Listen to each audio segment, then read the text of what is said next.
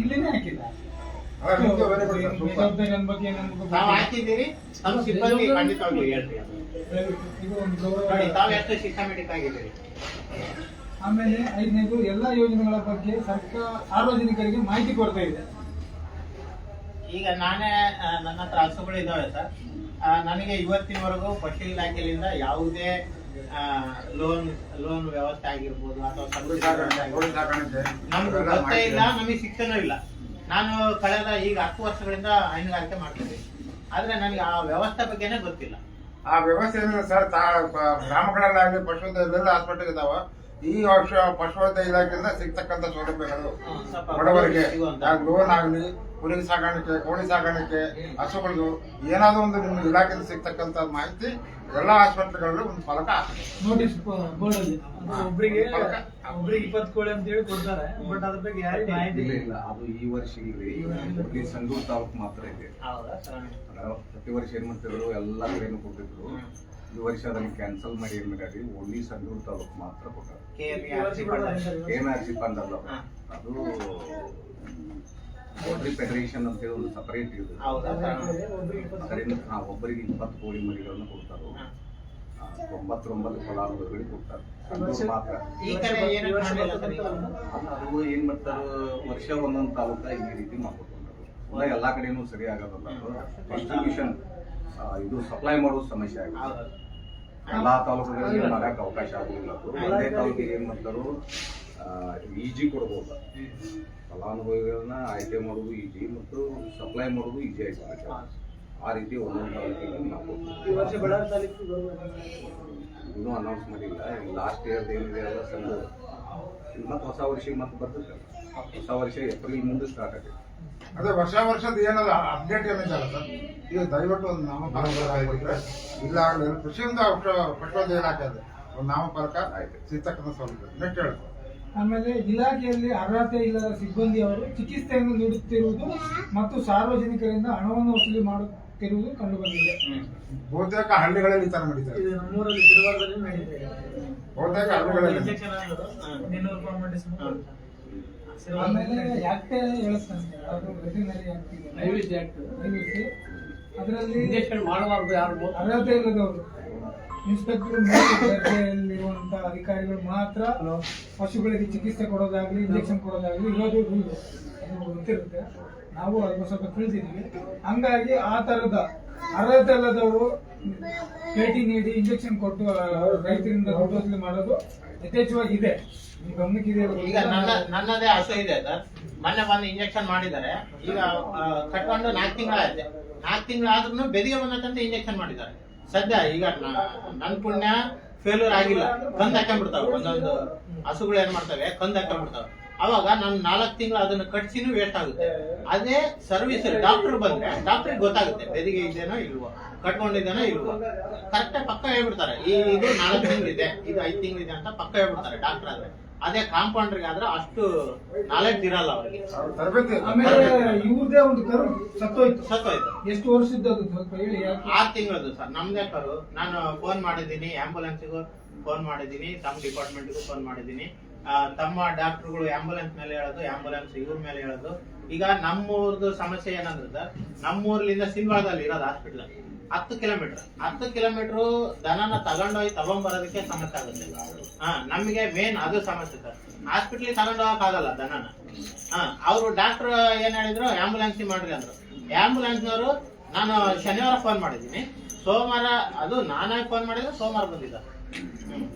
ಈಗ ಸೋತೋಗ್ಬಿಡ್ತದೆ.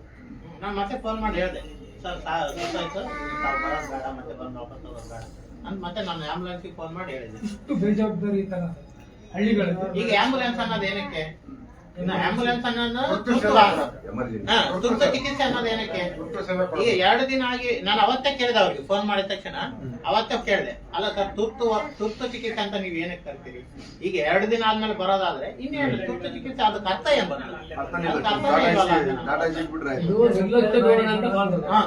ಸಂಪೂರ್ಣವಾಗಿ ನಿರ್ಲಕ್ಷ್ಯ ಧೋರಣೆ. ಹೌದು, ನಮ್ಗೆ ಯಾರು ಕೇಳೋರಿಲ್ಲ ಅನ್ನೋ ಒಂದು ಭಾವನೆ ನಡೀಬೇಕಾ? ದಯವಿಟ್ಟು ನೀವು ನಿಮ್ಮ ಏನ್ ಕ್ರಮ ತಗೋಬೇಕು ದಯವಿಟ್ಟು ತಗೊಳ್ಳಿ, ನಿರ್ಲಕ್ಷ್ಯ ಮಾಡ್ತೇವೆ. ಆಮೇಲೆ 7ನೇದು ಇಲಾಖೆಯಲ್ಲಿ ಮಹಿಳಾ ಸಿಬ್ಬಂದಿಗೆ ಮೂಲಭೂತ ಸೌಕರ್ಯ ಕೊರತೆ ಇದೆ ಎಲ್ಲಾ ತಾಲೂಕುಗಳಲ್ಲಿ ಎಲ್ಲ ಆಸ್ಪತ್ರೆಗಳಲ್ಲಿ ಮಹಿಳೆಯರಿಗೆ ಹಾಸ್ಪಿಟಲ್ಗಳಲ್ಲಿ ಶೌಚಾಲಯ ವ್ಯವಸ್ಥೆ ಇಲ್ಲ. ಮಹಿಳಾ ಡಾಕ್ಟರ್ ಇರ್ತಾರೆ, ತಮ್ಮ ಸ್ಟಾಫ್ಗಳೇ ಇರ್ತಾರೆ. ಪಾಪ ಅವ್ರಿಗೆ ಶೌಚಾಲಯ ಇಲ್ಲ ಅಂತಂದ್ರೆ ಹೊರಗಡೆ ಹೋಗ್ಬೇಕಾಗುತ್ತೆ ತಮ್ಮ ಸಿಬ್ಬಂದಿಗಳು. ಈ ತರದ ಸಮಸ್ಯೆ ನಿಮ್ ಗಮನಕ್ಕೆ ಯಾವ್ದಾದ್ರು ಸಿಬ್ಬಂದಿ ತಂದಿದಾರ ಸರ್? ತಗೊಂಬಂದಲ್ಲಿ ಆಯಾ ಹಾಸ್ಪಿಟಲ್ಗಳಲ್ಲೇ ವ್ಯವಸ್ಥೆ ಮಾಡ್ಕೊಡ್ರಿ ಸರ್. ಹಂಗಾದ್ರೆ ಅವ್ರು ಸರಿಯಾದ ಸರ್ವಿಸ್ ಕೊಡ್ಲಿಕ್ಕೆ ಅನುಕೂಲ ಆಗುತ್ತೆ. ಪಾಪ ಅವರು ನಮ್ಮ ಮನೆ ಹೆಣ್ಮಕ್ಳು ಇದ್ದಂಗೆ, ಅವ್ರಿಗೆ ವ್ಯವಸ್ಥೆ ಇಲ್ಲ ಅಂದ ತಕ್ಷಣ ನಾವು ನಮ್ ದನ ಕರುಗಳು ಟ್ರೀಟ್ಮೆಂಟ್ ಮಾಡ್ರಿ ಅಂತ ಕೇಳೋದಕ್ಕೆ ನಮಗೂ ಅರ್ಹತೆ ಇರಲ್ಲ. ನಿಮ್ ಗಮನಕ್ಕೆ ಏನೋ ಬಂದಿದೆ ಸರ್ ಅದು?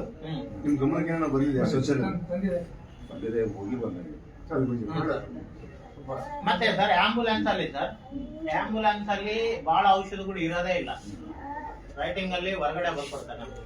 ಈಗ ನಮ್ಮೂರಲ್ಲಿ ನಂದು ಮೊಕ್ಕಗೋನಾಳಿಗೆ ಬರ್ಕೊಟ್ರೆ ಮೊಕ್ಕದಲ್ಲಿ ಸಿಗಲ್ಲ ಔಷಧಗಳು, ಇಲ್ಲಿ ಬಂದು ತಗೊಂಡೋಗು ಮೊಕ್ಕಕ್ಕೆ.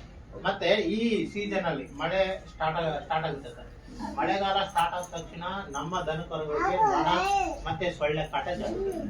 ಅದು ನೊಣ ಮತ್ತೆ ಸೊಳ್ಳೆ ಕಾಟಕ್ಕೆ ಔಷಧಿಗಳು ಇಲ್ಲ ತಮ್ಮ ಹಾಸ್ಪಿಟಲ್, ತಮ್ಮ ಕಡೆಯಿಂದ, ತಮ್ಮ ಇಲಾಖೆ ಕಡೆಯಿಂದ. ನನ್ನವೇ ಇದಾವೆ ಇವತ್ತಿನವರೆಗೂ. ನೊಣಕ್ಕೆ ಸೊಳ್ಳೆಗೆ ಔಷಧಿ ಕೊಟ್ಟಿದ್ದಾರೆ ಕಡಿಲಾದಂಗೆ ಅಂತಂದ್ರೆ ಔಷಧಿಗಳೇ ಇಲ್ಲ ಸರ್. ಅದು ಸ್ವಲ್ಪ ನೊಣಕ್ಕೆ ಮತ್ತೆ ಅದಕ್ಕೆ ಔಷಧಿ ಕೊಟ್ಟರೆ ತುಂಬಾ ಹೆಲ್ಪ್ ಆಗುತ್ತೆ ನಮ್ಗೆ. ಅದನ್ನ ಇದರಲ್ಲಿ ಮೆನ್ಷನ್ ಮಾಡಿಲ್ಲ. ಮಾಡಿಲ್ಲ ಗಮನಕ್ಕೆ ಇರಲಿ. ಆಮೇಲೆ ಕೊನೆಯದಾಗಿ ನಗರ ಮತ್ತು ಗ್ರಾಮೀಣ ಪ್ರದೇಶಗಳಿಗೆ ಆಂಬುಲೆನ್ಸ್ ಸರಿಯಾದ ಸಮಯಕ್ಕೆ ಬರುತ್ತೆ. ಅದೇ ನಾನು ಹೇಳಿದ್ರೆ ಸೋಮವಾರ ಬರುತ್ತೆ. ಈ ಎಲ್ಲ ಸಮಸ್ಯೆಗಳು ತಮ್ಮ ಗಮನಕ್ಕೆ ತರಬೇಕು. ದಯವಿಟ್ಟು ತಡ ಮಾಡದಂಗೆ. ಇಲ್ಲ, ಸರ್ಕಾರ ಮಟ್ಟಿಗೆ ಸರ್ಕಾರದ ಗಮನ ಸೆಳೀತದೆ. ನೀವೇನ್ ಕೊಟ್ಟದ ನಮ್ಮ ಹಂತದಲ್ಲಿ ಮಾತ್ರ ಇಟ್ಕೊಳ್ಳ ಅಂತ ಅದನ್ನ ಕೆಲವೊಂದು ಪಾಯಿಂಟ್ಗಳು ನೋಡ್ರಿ. ನನ್ನಲ್ಲಿ ಏನ್ ಮಾಡಕ್ ಸಾಧ್ಯತೆ ನಾ ಮಾಡ್ತೀನಿ. ನನ್ನ ಮೀರಿ ಸರ್ಕಾರದ ಗಮನ ಸೆಳೆಯುವಂತದ್ದು ಹೋದ್ರೆ ಅವ್ರ ಸರ್ಕಾರ ಗಮನಕ್ಕೆ ಸೆಳಿಬೇಕ್ರಿ. ಇವೆಲ್ಲ ಈ ರೀತಿ ಕೊಟ್ಟಾರು, ಇದಕ್ಕೆ ಸೂಕ್ತ ಪರಿಹಾರ ಒದಗಿಸಬೇಕು ಸರ್ಕಾರದ ಮಟ್ಟಕ್ಕೆ ನಾವು. ಸರ್ಕಾರದಿಂದ ಆಗುವಂತ ಕೆಲಸಗಳು ಸರ್ಕಾರ ಗಮನ ಸೆಳೆಯೋದಿದ್ದಲ್ಲಿ ಮಾಡಿ. ಆದ್ರೆ ಕೆಲವೊಂದು ನಿಮ್ಮ ವ್ಯಾಪ್ತಿಯಲ್ಲಿ ಮಾಡುವಂತ ಕೆಲಸಗಳು ಇದಾವೆ. ನನ್ನ ವ್ಯಾಪ್ತಿಗೆ ಬರ್ತಕ್ಕಂಥವು ನಾನು ಮಾಡ್ತೀನಿ. ಮಾಡಿ, ದಯವಿಟ್ಟು ಮಾಡಿ ಸರ್. ಮತ್ತೆ ವೈದ್ಯರು ಸರ್ ಯಾವ್ಯಾವ್ದು ಕೇಳಿ ಸರ್ ನೋಡೋಣ, ನಾನು ಸ್ಟಡಿ ಮಾಡ್ತೇನೆ ಸರ್. ಹಿಂದವಾಳದಲ್ಲಿ ಹಾಸ್ಪಿಟಲ್ ಇದೆ ಸರ್. ಈಗ ನಮ್ಮೂರಿಗೆ 10 ಕಿಲೋಮೀಟರ್ ಬರೋದಕ್ಕೆ 10 ಕಿಲೋಮೀಟರ್ ಹೋಗೋದಕ್ಕೆ ಅವ್ರು ಬಂದ್ರೆ ನಾವೇ ರೈತರೇ ಅವ್ರಿಗೆ ಪೆಟ್ರೋಲ್ ಚಾರ್ಜ್ ಅಥವಾ 100-200 ಕೊಡ್ಬೇಕು. ಇಂಥ ವ್ಯವಸ್ಥೆ ಇದೆ ಸರ್. ನನ್ನ ಹತ್ರನೇ ಕೇಳಿದ್ರು. ನಾನು ಯಾರಿಗೋ ವಿಸ್ತರಣಾಧಿಕಾರಿಗಳು ಅಂದ್ರೆ ಅವ್ರಿಗೆ ನಾನೇ ಹೇಳಿದ್ರು. ಅವ್ರ ವಿಡಿಯೋನ ಹಾಕಿದ್ದೀನಿ, ಕೇಳಿದ್ದು ಈ ತರ ದುಡ್ಡು ಕೇಳ್ತಿದ್ದಾರೆ ಮತ್ತೆ ಹೆಂಗೆ ಅಂತ. ಆದ್ರೆ ಪೆಟ್ರೋಲ್ ಖರ್ಚು ಅಂತ ತಮ್ಮ ಡಿಪಾರ್ಟ್ಮೆಂಟ್ ಕಡೆಯಲ್ಲಿ ಕೊಡ್ತಾ ಇಲ್ಲ ಅಂತ. ಈಗ ಅವರು ನಮ್ಮನ್ನ ಕೇಳ್ತಾರ ಅಂತ ನಾವು ಕೊಡ್ಬೋದಾ? ಇದು ನಾನು ಆನ್ಸರ್ ಮಾಡಕ್ ಬರಲ್ರಿ. ಇದ್ರ ಬಗ್ಗೆ ಎಲ್ಲ ಸರ್ಕಾರದ ಮಟ್ಟದಾಗ ತೀರ್ಮಾನ ಆಗಬೇಕು. ಅಲ್ಲ ಸರ್, ಪೆಟ್ರೋಲ್ ಈಗ ನಮ್ಮೂರಿಗೆ ಬರ್ತಾರೆ, ನಾವು ಕೊಡ್ಬಹುದಾ? ಹೆಂಗೆ ಒಂದು ಸಿಸ್ಟಮ್ ಹೆಂಗಿದೆ ಇದು ಒಂದು. ಈಗ ಆಕ್ಚುಲಿ ಅವರು ಸಮೀಪದ ಪಶುವೈದ್ಯಕೀಯ ಸಂಸ್ಥೆಗೆ ತಗೊಂಡು ಹೋಗ್ಬೇಕಂತ ಇರ್ತೈತ್ರಿ. ಸಿಸ್ಟಮ್ ಹಿಂಗಿದೆ. ಸಿಸ್ಟಮ್ 10 ಕಿಲೋಮೀಟರ್ ನಾವು ಫಸ್ಟ್ ತಗೊಂಡೋಗಿ ನಡ್ಸ್ಕೊಂಡ್ ಬರೋದು ಅಂತ ಅದರಲ್ಲಿ ಏನ್ ಮಾಡ್ಬೇಕು ನೀವು? ಈ 1962 ಕಾಲ್ ಮಾಡ್ಬೇಕು. ಅವರು ನಿಮ್ಮ ಲೋಕಲ್ ಡಾಕ್ಟರ್ನ ಕೇಳ್ರೆ ಕರೀರಿ, ನಮ್ಮನ್ನ ಕರೀತೀರಿ ಅಂತ. 196 ಅಲ್ಲ, ಅದು ಅವ್ರು ಸ್ಟಡಿ ಮಾಡ್ತಾರೆ ಅಲ್ಲಿ. ಅದು ನಮ್ಮ ಕಂಟ್ರೋಲ್ದಲ್ಲಿ ಇರಲ್ರಿ. 1962 ಇದು ಬೆಂಗಳೂರಿಂದ ಕಂಟ್ರೋಲ್ ಮಾಡ್ತಾರೆ. ಅಲ್ಲಿ ನೋಡ್ತಾರ ಅವ್ರು. ನೀವು ಹೇಳುವಾಗ ಕರೆಕ್ಟ್ ಆಗಿ ಹೇಳ್ಬೇಕ. ಅಂದ್ರೆ ನಮ್ಮ ಆಸ್ಪತ್ರೆ ಎಷ್ಟು ದೂರ ಇದೆ ಸರ್. ಅವ್ರು ಹೇಳಿಲ್ಲ ಆ ಮಾತು. ಆಂಬುಲೆನ್ಸ್ ಗಾಡಿ ಏನ್ ಬರ್ತಾರಲ್ಲ ನಮ್ಮೂರಿಗೆ, ಅವ್ರು ಹೇಳ್ತಾರೆ. ಅವ್ರು ಹೇಳಿಲ್ಲ. ಅಂದ್ರೆ ಆಂಬುಲೆನ್ಸ್ ದವ್ರು ಏನ್ ಮಾಡ್ತಾರೆ, ಕಾಲ್ ಸೆಂಟರ್ ದವ್ರು ಏನ್ ಆರ್ಡರ್ ಮಾಡ್ತಾರಲ್ಲ ಅದ್ರ ಪ್ರಕಾರ ಹೋಗ್ತಾರೆ. ಅವ್ರು ತಮ್ಮ ಇಚ್ಛೆ ಪ್ರಕಾರ ಹೋಗಕ್ ಅವಕಾಶ ಇಲ್ಲ. ಇದೆಲ್ಲ ಕಂಟ್ರೋಲ್ ಎಲ್ಲಿ ಇರ್ತೈತ್ರಿ? ಬೆಂಗಳೂರಲ್ಲಿ ಅವ್ರು ಆ ಕಾಲ್ ರಿಸೀವ್ ಮಾಡಿ ಇವ್ರಿಗೆ ರಿಜಿಸ್ಟ್ರೇಷನ್ ಮಾಡಿದ್ರೆ ಇವರು ಮೂವ್ ಆಗ್ತಾರೆ. ಈ ರೀತಿ ಸಿಸ್ಟಮ್ ಹಂಗಿದೆ. ಅವರು ಏನ್ ಮಾಡ್ತಾರೋ ಸೆಲೆಕ್ಟ್ ಮಾಡ್ತಾರೆ ಎಲ್ಲಾ ಇವುಗಳನ್ನು ಇದನ್ನ ಮಾಡೋದಿಲ್ಲ. ಸರ್ ಕಳೆದ ಬಾರಿ ನಾವು ಹಂಗೆ ಮಾಡಿದ್ದೀವಿ. ನಾವು ಯಾವ ರೀತಿ ಸರ್ ನಮಸ್ಕಾರ ಸರ್. ಸರ್ ನಮಸ್ಕಾರ ಸರ್. ಏನಿಲ್ಲ ಸರ್, ಈ